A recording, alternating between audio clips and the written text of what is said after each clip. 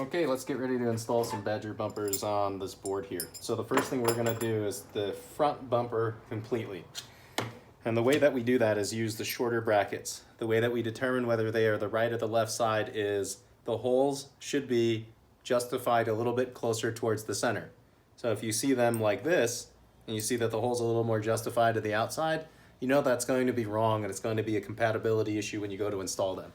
We're going to take both brackets and I'm going to go ahead and just slide them into the front rails, right, like this. And then I'm going to take the 1/8 inch bolts.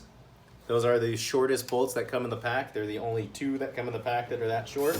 I'm going to drive them right in through the bottom of the rail. This has now effectively installed the bracket. There is a top bolt that we will add later.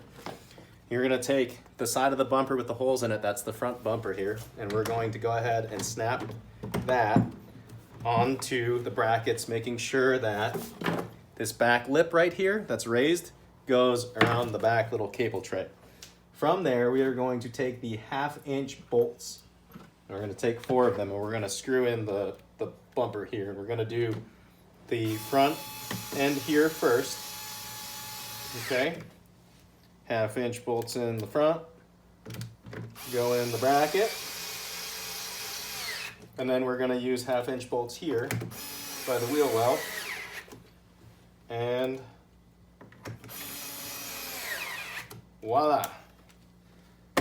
Your board has now a front bumper to it. We're going to go spin around to the back, and for the back bumper we're going to be using the longer brackets. Again, we're going to make sure they're justified towards the center. All right, we're going to need more 1/2 inch bolts here. We're going to slide those brackets in the same way. The difference is the bolt goes in from the top and the bracket does not slide into the rail. It will sit above it. So 1 bracket, 2 bracket, making sure that that hole is justified towards the center and not the outside. I have both brackets done now.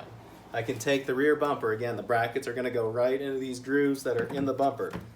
Taking the rear bumper, snapping it on, making sure the lip of that bumper goes around the back of that battery box. I'm going to take 4 1/2 inch screws from the pile of screws that were provided to me, and I'm going to go ahead and screw them all in, starting here.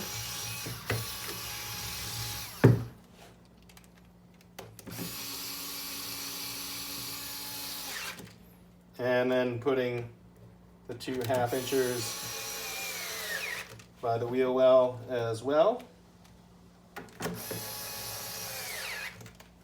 And now your Badger bumpers are effectively installed. So if you have no back foot pad here that has a top bolt in it, you will go ahead and add a 1/2 inch bolt into the tops of these 4 openings here. For your foot pad, you will probably almost have something without these bolts in it. So you can take your 1/2 inch bolts here that have been provided to you, and we are going to secure the top half of the front bracket. Now, in the case that I had a cush, platypus, or any other tail that has a top-down bolt in it, I'm going to leave these out and wait to put them in for when I put the pad on. The 7/8 inch bolts that you received are for your foot pads coming up from the bottom of the bumper into the foot pad.